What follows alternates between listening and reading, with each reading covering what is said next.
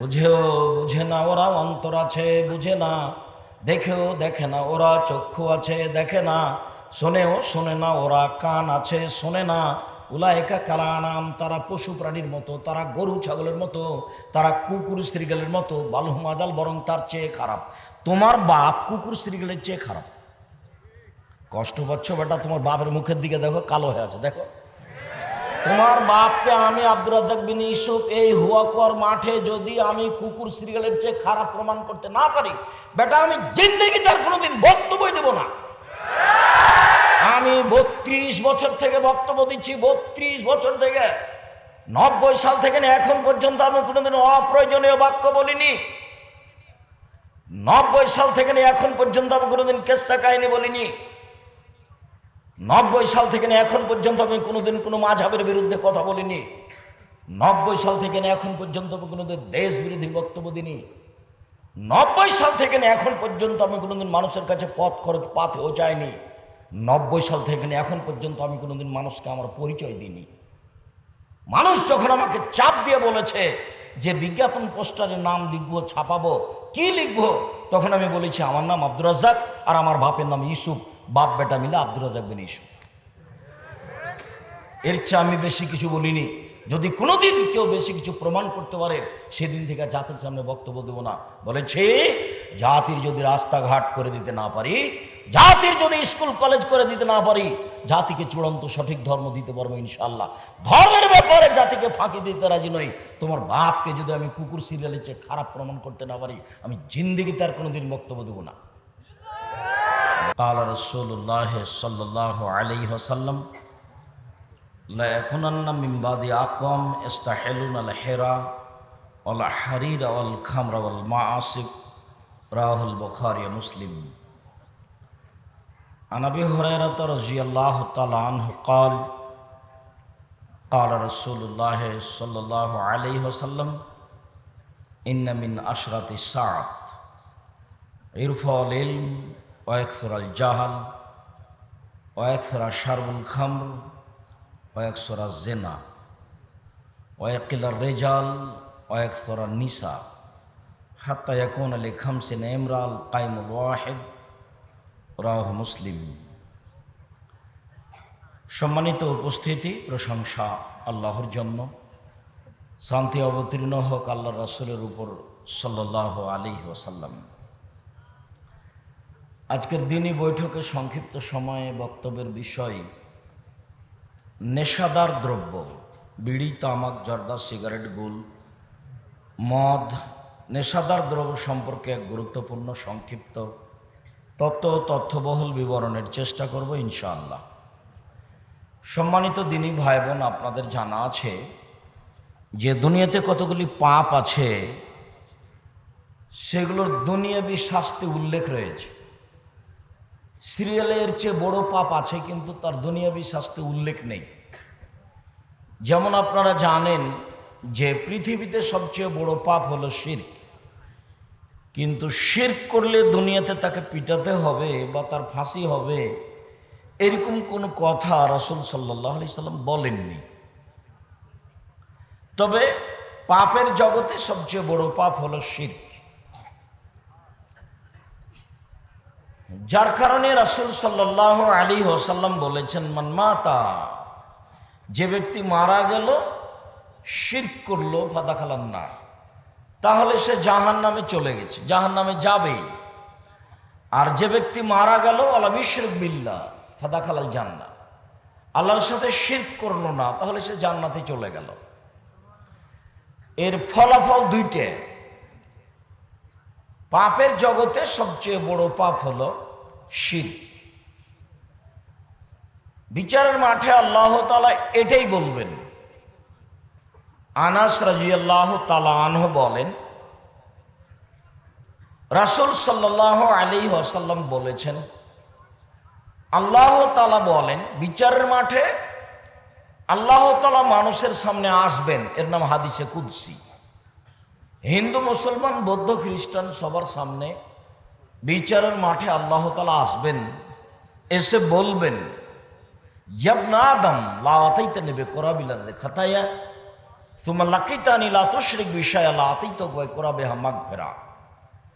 আদমের ছেলে মেয়ে শোনো, তোমরা যদি আজকে বিচারের মাঠে উপস্থিত হয়ে থাকো, হয়েছ পাপ নিয়ে, তোমাদের পাপ আকাশ জমিন পরিপূর্ণ হয়ে আছে, তো আমিও আল্লাহ ওই পরিমাণ ক্ষমা নিয়ে উপস্থিত হয়েছি। তোমার যেই পরিমাণ পাপ আমার সেই পরিমাণ ক্ষমা, তোমার যেই পরিমাণ পাপ আমার সেই পরিমাণ ক্ষমা। তোমার পাপ যতটুকু আমার ক্ষমা ততটুকু, তোমার পাপ যতটুকু আমার ক্ষমা ততটুকু, যদি শিরক না করে থাকো।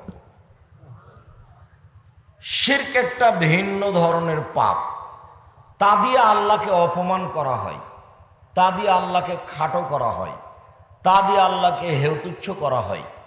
ভারত, বাংলাদেশ, পাকিস্তান এমন দেশ, আমরা তো জানি শুনি যে বন্যা ঝড় বৃষ্টি চলে বিপদ সীমার উপর দিয়ে, কিন্তু আসলে তা নয়। শিরক চলে এদেশের মাটিতে বিপদ সীমার উপর দিয়ে। মানুষের ধারণায় শিরক হলো নেকির কাজ। আমরা গাড়িতে আছি, দেশ ট্রাভেলস, ঢাকা থেকে আসছি, সূর্য ডুবার সাথে সাথে আলো দিল গাড়িতে। আমি সুপারভাইজারকে ডাকলাম, এই ছেলাই শোনো, তুমি এভাবে সূর্য ডুবার সাথে সাথে গাড়িতে আলো দিলে কেন?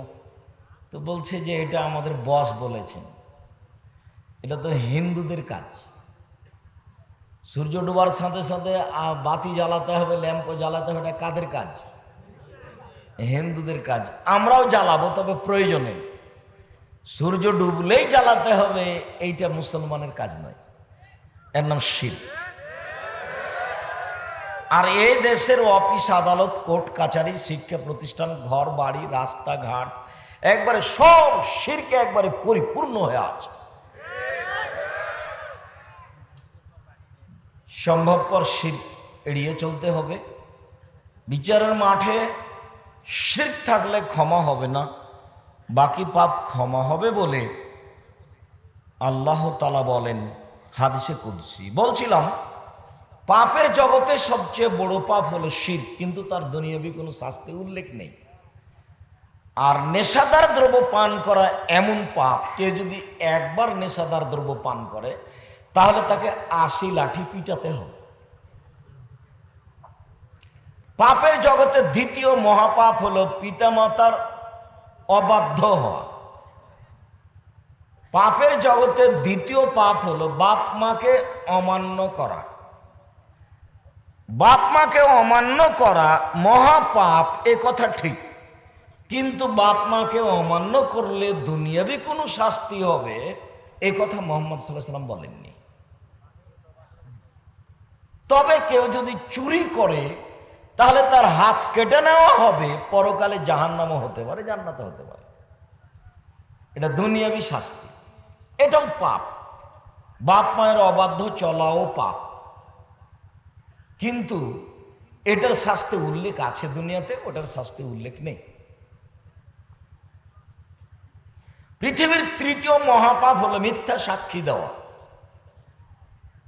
সিরিয়ালে আরো বড় বড় পাপ আছে, কিন্তু 3 নম্বর পাপ পৃথিবীতে হলো মিথ্যা সাক্ষী দেওয়া। বগুড়া জেলে হাজারো মানুষ আছে 10, 15, 20 বছর, 30 বছর থেকে মিথ্যা সাক্ষীর কারণে ও নিজেই জানে না আমি কেন জেলে। জজ জানে না ঘটনা কি, উকিল জানে না ঘটনা কি, যে সাজিয়েছে শুধু সেই মাত্র জানে। সাক্ষীকে এমনভাবে সাজালছে, সাক্ষী বলছে যে আমি তাকে 2 চোখে মারতে দেখেছি, অথচ যাকে 1 নম্বর আসামি করা আছে ও সেদিন বগুড়াতেই ছিল না, অথচ সাক্ষী এভাবে বলছে, যার কারণে তার আজীবন জেল হয়েছে। কতদিন থেকে স্ত্রীর মাথায় একটু হাত দিতে পারে না, বাচ্চারা গায়ে একটু হাত বলে আদর করতে পারে না, জীবনটাই বৃথা, সংসারে বৃথা, একবারে কিছুই নাই, দুনিয়াতে থাকার না থাকা কিছুই নাই। এর নাম মিথ্যা সাক্ষী। পৃথিবীতে তৃতীয় মহাপাপ হলো মিথ্যা সাক্ষী, তবে তার কোনো শাস্তি উল্লেখ নেই। কেউ যদি মানুষের প্রতি অপবাদ লাগায় যে এ জেনা করেছে, এ চুরি করেছে, তাহলে তাকে 80 লাঠি পিটাতে হবে। যদি অন্যায় করে থাকে তাহলে গীবাত, আর যদি অন্যায় না করে থাকে তাহলে অপবাদ। যদি গীবাত হয় তাহলে যার গীবাত করেছে তার কাছে ক্ষমা নিতে হবে, তাছাড়া ক্ষমা হবে না। এই লোকটা এখানে 10 শতক জমি জোর করে দখল করে যে পাপ করেছে সেটা হলো মানুষের হক নষ্ট পাপ। এই লোকটা চেয়ারম্যানের বদনাম করে, আপনার বদনাম করে সে পাপই করেছে, এটাও হক নষ্ট পাপ, দুটাই একই পাপ। এদের বিচার পরে হবে। যারা জালেম এদের বিচার পরে হবে, যারা জোর করে জমি দখল করে তাদের বিচার পরে হবে। এটা তো বগুড়া, তাই না? মানে কি বলতে চাচ্ছেন আব্দুর রাজ্জাক সাহেব? বগুড়া বলে বলতে চাচ্ছি যে স্বভাব খারাপ বেটিকে জমি দেয় না, শুধু বেটাকে দেয়। যত বাপ বেটিকে জমি দেয়নি বেটাকে দিয়েছে এরা সবাই জালেম, এদের বিচার পরে হবে। 24 ঘন্টার মধ্যে জমি ফেরত দিতে হবে। এই ছেলে, বহুদিন আমি তোমাকে বলেছি, তোমার মনে আছে যে তোমার দাদা 15 বিঘা জমি রেখে গেছে, তো তোমার বাপ নিবে 10 বিঘা আর তোমার ফুফু নিবে 5 বিঘা, এটা আল্লাহর বিধান। তুমি কি বলতে পারো যে আমার ফুফু নিবে বিকালে আর আমার বাপ নিবে সকালে? এইটুকু অনুমতি আছে? এইটুক যদি অনুমতি না থাকে তাহলে 10 বছর হলো তোমার দাদা মরা, এখনো তোমার বাপ তোমার ফুফুকে জমি দেয়নি। তোমার ফুফু জমি চাইলেই বলে তাহলে বাড়িতে আসবে না, কোনোদিন বাড়িতে উঠতে পারবে না। জমি চাইলে নাকি সম্পর্ক থাকে না, এর নাম হক নষ্ট। আরেকটা আছে যৌতুক নেওয়া, শ্বশুরের কাছে টাকা নেওয়া। আমি বলেছি শ্বশুরের কাছে টাকা নিয়ে, যৌতুক নিয়ে, ওই টাকা দিয়ে চাউল কিনে ভাত খেয়ে ইবাদত কবুল হবে না। ভিক্ষা করা টাকা দিয়ে চাউল কিনে ভাত খেয়ে ইবাদত কবুল হবে। বহুদিনের কথা যে ভিক্ষা করা ভালো যৌতুক নেওয়ার চেয়ে। ভিক্ষা করবো কেন? মানুষের বাড়িতে কাজ করে খাবো। তোমাদেরকে বলছি, তোমার বাপ বেটাকে বলছি, তোমার বাপ এমন খারাপ মানুষ, ও কুকুর সিরিয়ালের চেয়ে খারাপ। কি করে? ওই যে তোমার শ্বশুরের কাছে যৌতুক নিয়েছে, এই জন্য। তোমার বাপ ভিক্ষা করতে পারে না, ভিক্ষা করে খাও বাপ বেটা। যদি তোমাদেরকে এলাকায় কেউ ভিক্ষা না দেয় তাহলে বগুড়া ট্রেন স্টেশনে যাও, ভিক্ষাও পাবা, মানুষের বস্তা ব্যাগ যদি গাড়িতে তুলে দাও টাকাও পাবা। বুঝে না ওরা অন্তর আছে, বুঝে না। দেখেও দেখে না ওরা চক্ষু আছে, দেখে না। শোনেও শোনে না ওরা কান আছে, শোনে না। উলায়েকা কালানাম, তারা পশু প্রাণীর মতো, তারা গরু ছাগলের মতো, তারা কুকুর শ্রীগালের মতো। বালহুম আযাল, বরং তার চেয়ে খারাপ। তোমার বাপ কুকুর শ্রীগালের চেয়ে খারাপ। কষ্ট পাচ্ছ বেটা? তোমার বাপের মুখের দিকে দেখো, কালো হয়ে আছে, দেখো। তোমার বাপকে আমি আব্দুর রাজ্জাক বিন ইউসুফ এই হুয়াকর মাঠে যদি আমি কুকুর শ্রীগালের চেয়ে খারাপ প্রমাণ করতে না পারি, বেটা আমি জিন্দেগি তার কোনোদিন বক্তব্য দেব না। আমি 32 বছর থেকে বক্তব্য দিচ্ছি, 32 বছর থেকে। 90 সাল থেকে এখন পর্যন্ত আমি কোনোদিন অপ্রয়োজনীয় বাক্য বলিনি। 90 সাল থেকে এখন পর্যন্ত আমি কোনোদিন কেসা কাহিনী বলিনি। 90 সাল থেকে এখন পর্যন্ত আমি কোনোদিন কোনো মাযহাবের বিরুদ্ধে কথা বলিনি। 90 সাল থেকে এখন পর্যন্ত আমি কোনোদিন দেশ বিরোধী বক্তব্য দিইনি। 90 সাল থেকে এখন পর্যন্ত আমি কোনোদিন মানুষের কাছে পথ খরচ পাতেও চাইনি। 90 সাল থেকে এখন পর্যন্ত আমি কোনোদিন মানুষকে আমার পরিচয় দিইনি। মানুষ যখন আমাকে চাপ দিয়ে বলেছে যে বিজ্ঞাপন পোস্টারে নাম লিখবো, ছাপাবো, কি লিখবো, তখন আমি বলেছি আমার নাম আব্দুর রাজ্জাক আর আমার বাপের নাম ইউসুফ, বাপ বেটা মিলে আব্দুর রাজ্জাক বিন ইউসুফ। এর চেয়ে আমি বেশি কিছু বলিনি। যদি কোনোদিন কেউ বেশি কিছু প্রমাণ করতে পারে সেদিন থেকে জাতির সামনে বক্তব্য দেব না। বলেছি জাতির যদি রাস্তাঘাট করে দিতে না পারি, জাতির যদি স্কুল কলেজ করে দিতে না পারি, জাতিকে চূড়ান্ত সঠিক ধর্ম দিতে পারবো ইনশাল্লাহ। ধর্মের ব্যাপারে জাতিকে ফাঁকি দিতে রাজি নই। তোমার বাপকে যদি আমি কুকুর সিরিয়ালের চেয়ে খারাপ প্রমাণ করতে না পারি, আমি জিন্দেগি তার কোনোদিন বক্তব্য দেবো না। ভিক্ষা করে খেতে পারো না বেটা, আগামীকাল সন্ধ্যা হতে হতে যৌতুক ফেরত দিতে হবে। খাট খাটলা, চৌকি, বাক্স, টাকা পয়সা, মোটর সাইকেল, কাপড় চোপড় সব ফেরত দিতে হবে 24 ঘন্টার মধ্যে। কেন যৌতুক নেবে? কাজ করে খেতে পারো না? কাজ করে খাওয়া। মানুষের বাড়িতে কাজ করো, বুকে বল থাকবে, মনটা শান্তিতে থাকবে, তৃপ্তি পাওয়া, নিজে উপার্জন করে খাই। শ্বশুরকে একটা লুঙ্গি কিনে দিবা, এই যে আপনি মেয়ে মানুষকে আমার হাতে তুলে দিয়েছেন কত কষ্ট করে, আপনার জন্য আমি একটা লুঙ্গি নিয়ে এসেছি, আপনি গরিব মানুষ, আপনাকে আমি ভালোবাসি, আপনি আমার শ্বশুর, আপনাকে সম্মান করি, এই যে একটা লুঙ্গি নেন, উপহার দিবা শ্বশুরকে, টাকা নিবা কেন? টাকা নিবা কেন? টাকার জন্য তো তুমি বউকে গালি দাও। অথচ আমি দীর্ঘদিন থেকে বলে আসছি যে স্বামী হলে 5টা জিনিস লাগে, স্বামী হওয়ার জন্য 5টা নিয়ম লাগে, নীতি, ক্ষমতা। 1, যে মানের খাবেন সে মানের খাওয়াবেন। 2, যে মানের পড়বেন সে মানের পড়াবেন। 3, বউকে কোনো সময় কটু কথা বলবেন না। বলবেন না তোমার ঠোঁট মোটা, বলবেন না তোমার রং কালো, বলবেন না তোমাকে দেখতে ভালো লাগে না, এরকম কথা বলবেন না। একবার ঠোঁট মোটা বললে 10 বছর আপনাকে ভালোবাসবে না। ও তো প্রশংসা প্রিয়, খালি বলেন তুমি খুব ভালো, তোমার মতো আমি কোনো মেয়ে দেখি না, তুমি আমার কাছে খুবই ভালো, সারা রাত পাঁটি বেঁধে আপনার। প্রশংসা প্রিয় মানুষ, তার সাথে আপনি খারাপ আচরণ করেন, যৌতুকের কারণে আপনি তাকে মারেন, গালি দেন। সম্মানিত দিনী ভাই বোন, 4, মুখের উপরে মারবেন না। 5, নিজের বাড়ি ছাড়া অন্য কোনো বাড়ি যেতে দিবেন না। ফুফুর বাড়ি যেতে পারে না, খালার বাড়ি যেতে পারে না, বোনের বাড়ি যেতে পারে না, মায়ের বাড়ি যেতে পারে না, জরুরি প্রয়োজন ছাড়া বাড়ি ত্যাগ করতে পারে না। বাজার তো বহু দূরের কথা, বাজার তো যায় ওই লোকের স্ত্রী যে হলো কাপুরুষ, যে হলো ঘৃণিত পুরুষ। তিতা লাগে তোমার বাপকে, তিতা লাগে এখানে বসে আছে তোমার বাপ। বিবাহ করলেই স্বামী হওয়া যায় না, ক্ষমতার নাম স্বামী। চোখ যেভাবে ঘুরে বউ সেভাবে চলে, তার নাম স্বামী। চোখ যেভাবে ঘুরে বউ সেভাবে চলে, তার নাম স্বামী, তার নাম ক্ষমতা। আল্লাহ রাসূল বলছেন রাজুল রাইন ফি আহলি বাইতিহি ওয়া মাসউলুন রাইতিহি, যে বাড়ির মালিক, যে স্বামী, সে হলো বাড়ির জিম্মেদার। স্ত্রীর ওপরে তাকে বিচারের মাঠে অক্ষরে অক্ষরে জিজ্ঞাসা করা হবে। কাপড় আপনি কিনবেন, মোটা কিনেন আর চিকন কিনেন আপনি কিনবেন। আর আপনার বউকে অভিমান কমাতে হবে। অভিমান মানে কি যে কাপড় নিয়ে আসো, খালি মোটা কাপড় নিয়ে আসো, এরকম কথা বলা হবে না। এই নিয়ে আসো, সেই নিয়ে আসো, অভিমান থাকলে অভিমান পূর্ণ হবে না, সংসার ভালো হয়েও চলবে না। আপনার স্ত্রীকে এভাবে বলতে হবে, যাহাই আনিবেন তাহাতে আমি খুশি রইয়াছি, আমি নিজে থেকে কিছুই বলিব না। তাহলে সংসার সুন্দর হবে। আর যদি অভিমান থাকে, যা নিয়ে আসবেন সেটা আর চলবে না, যেটা নিয়ে আসবেন সেটাই চলবে না। আমি এই কথা বলিনি, এই কথা মুহাম্মদ সাল্লাল্লাহু আলাইহি ওয়াসাল্লাম বলেছে।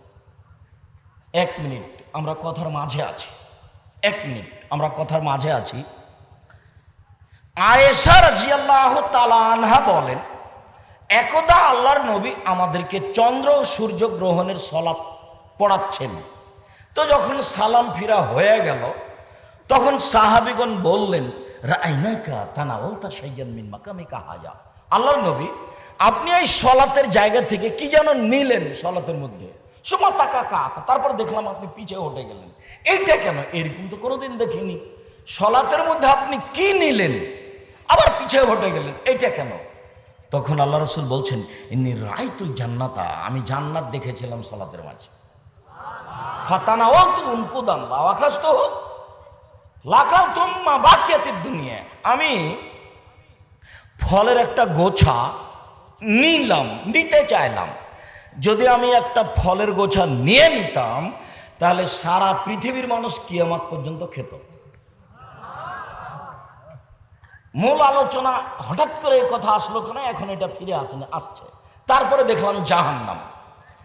জাহান্নাম তো দেখলাম, আল্লাহুস সামাদ লাম্মারা কাল ইয়াউমে আফজাকাত, এরকম ভাবে ভয়াবহ অবস্থায় জাহান্নামী আমি আর কোনোদিন দেখিনি। তাই আমি পিছে হটছিলাম সালাতের মধ্যে, আমি খুব ভয়াবহ অবস্থায় জাহান্নামকে দেখলাম। ওরাই তো আকসারা আহলে নিসা, এবার দেখি বেশিরভাগ মহিলা জাহান্নামে, বেশিরভাগ কে? মহিলা। এইটুকু কথা আসছে, যা বলছিলাম সেটার কথাটা এখানে আসছে। তো সাহাবীগণ বললেন, বেমা কেন মহিলারা বেশিরভাগ জাহান্নামে? তখন আল্লাহ রাসূল বললেন, বেকুফরিহিন না, ওরা কুফরি করে এজন্য বেশিরভাগ জাহান্নামে। তো সাহাবীগণ বলছেন যে একফুরনা বিল্লাহ, ওরা আল্লাহর কুফরি করে? কালা লা, আল্লাহ রাসূল বলছেন না না না না, ওরা আল্লাহর কুফরি করে না। ইয়াকফুরনা আশিরা ওয়াল ইহসানা, ওরা স্বামীকে মানে না, ওরা অনুগ্রহের দাম দেয় না।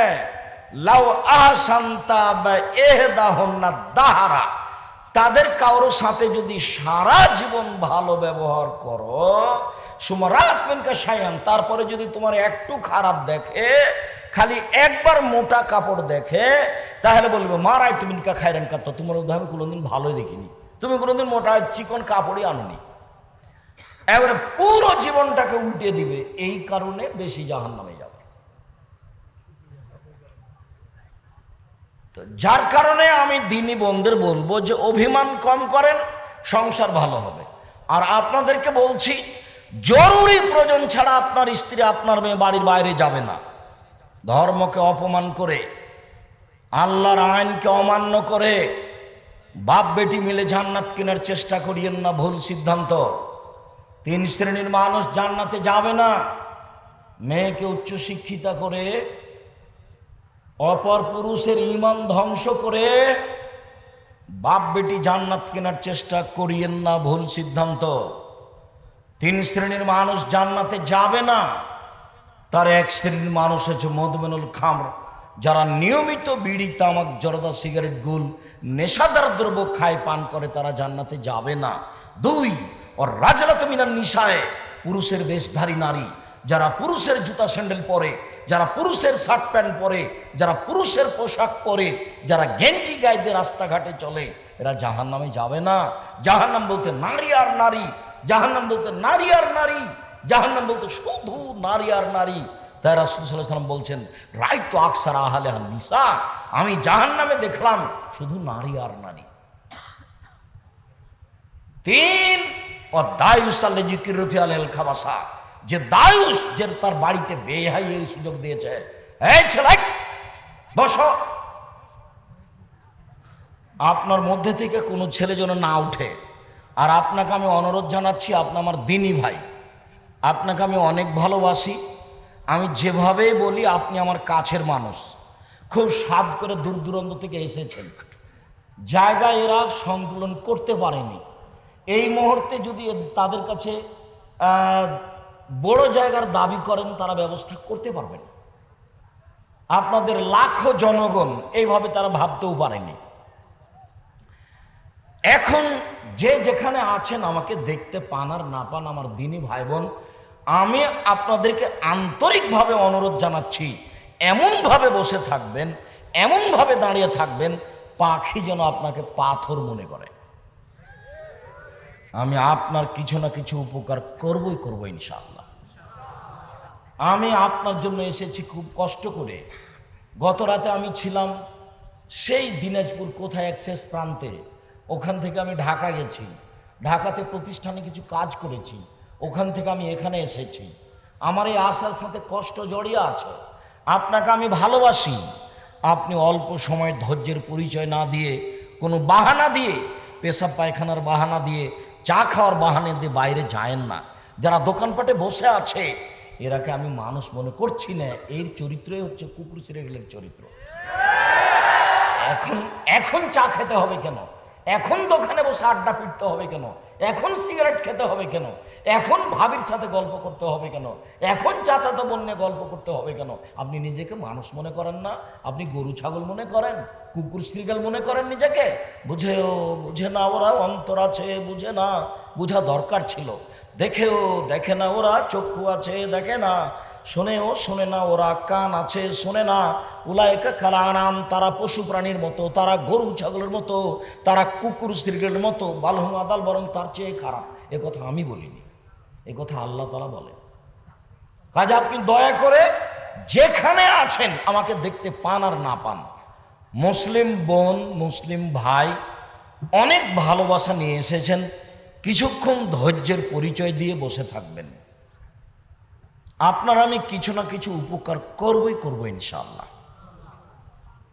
বলছিলাম, নেশাদার দ্রব্য পান করলে এমন একটা পাপ হয়, যে পাপের দুনিয়াবি শাস্তি আছে।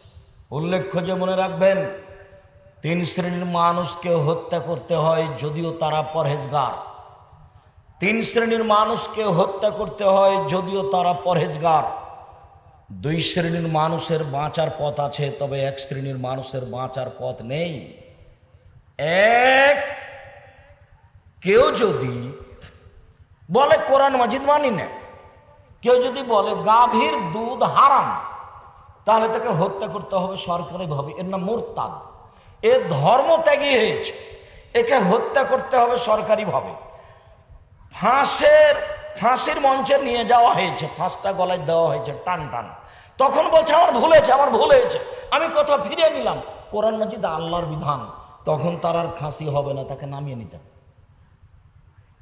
দুই, কেসাস, আমি আপনাকে হত্যা করেছি, আপনার বাপ মা আমাকে হত্যা করে নেবে, এখন আমাকে ফাঁসির মঞ্চে নিয়ে যাওয়া হয়েছে, তো এখন আপনার বাপ মা বলছেন না না না না না না আমরা কেসাস নিব না, মাফ করে দিলাম, আমরা কেসাস নিব না, তাহলে আমাকে ফাঁসির মঞ্চ থেকে নামিয়ে নেওয়া হবে, কেননা আপনি মাফ করে দিয়েছেন।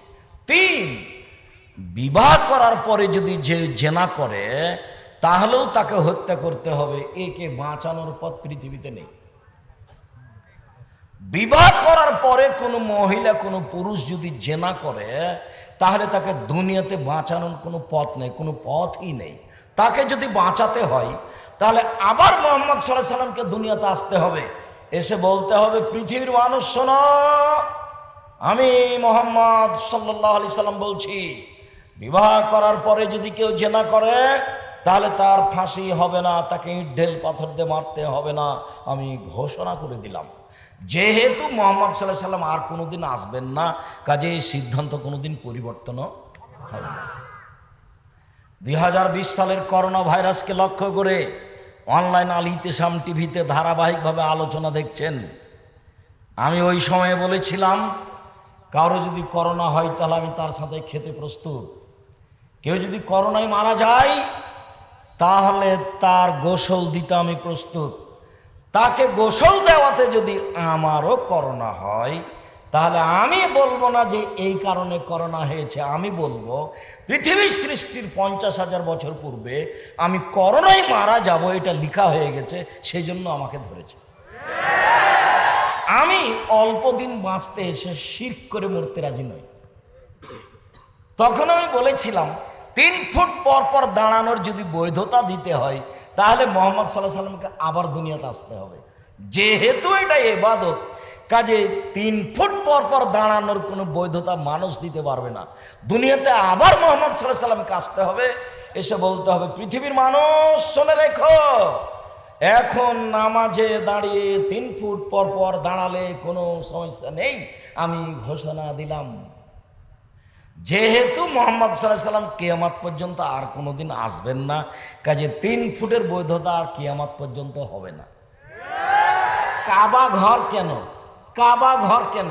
সারা পৃথিবীর মানুষ যদি 3 ফুট পর পর দাঁড়ায় তবু এটা জায়েজ হবে না। দুবাইয়ে গিয়ে আমি বলছি আরে আমার পাশে দাঁড়ান তো, পায়ে পা লাগিয়ে, জরিমানা হতে পারে, ফাঁসি হবে না। তো আমি ওই সময় 1 মাস ছিলাম, কোনোদিন আমি আমার পাশে যে আছে তাকে দূরে দাঁড়াতে দিনি, তুমি আমার পাশে দাঁড়াও, জরিমানা হতে পারে, ফাঁসি হবে না। আর আমি কোনোদিন ওর 5 পয়সা দামও দিনি। ছেলেটা যখন বিমান আমাকে খুব চাপ দিয়ে বলছে যে মাস্ক লাগান, মাস্ক লাগান, লাগাতেই হবে, যাই ছেলে তো জুলুম করো কেন? আমি যখন উঠছিলাম তখন তুমি দেখতে পাওনি, তখন তো আমার মুখে মাস্ক ছিল না, তুমি আমাকে নামিয়ে দিতে, আমি আমার পথ বেচাই করে নিতাম। যা করেছো খুব বেশি করেছো, জুলুম করো না। তখন দেখা যায় যে ওই ওর পক্ষে দিয়ে একজন থাকে, গোটা বিমানের লোক আছে, সবই আমার সাথে আছে। সম্মানিত দিনী ভাই বোন, বড় অন্যায়ের কথা বলছিলাম। কেউ যদি জেনা করে ফেলে তাহলে তার দুনিয়াবী শাস্তি হচ্ছে তাকে ইট ঢেল পাথর দিয়ে মেরে ফেলতে হবে। অবাক পাপ, যেই পাপের পরে বেঁচে থাকার কোনো সুযোগ নেই। আব্দুর রাজ্জাক সাহেব, যাদের ঘটে গেছে তাদের কি হবে? তাদের তো আর বিচার হচ্ছে না। আল্লাহর সাথে জড়িত পাপ তাকে চিন্তা করতে হবে না, দিনরাত কান্নাকাটি করলেই ক্ষমা হবে ইনশাআল্লাহ।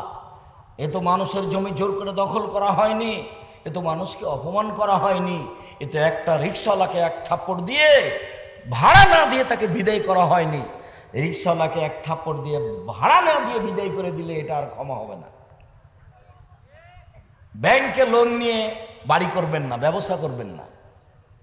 ব্যাংকে লোন নিয়ে বাড়ি করবেন না, ব্যবসা করবেন না। লোন নিয়ে বাড়ি করে চলে গেলেন, এটা আপনার জানা যায় হবে না। জান্নাত তো বহুদূরের কথা, জানা যায় নেই, আপনার জানা যায় হবে না। আমি বলেছি, আমার পরামর্শ নেন, ভালো হবে। আমি বলেছি চকলেট দিয়ে ব্যবসা করেন 5 বছর, তাহলে লোন দেওয়া লাগবে না। 3 বছর কলার ব্যবসা করেন, লোন নেওয়া লাগবে না।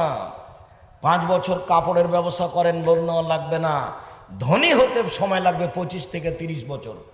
আপনি একদিনই কলিকাতায় হিরোইন কিনলেন, ঢাকায় বিক্রি করলেন, কোটি টাকার আছে, এটা হবে?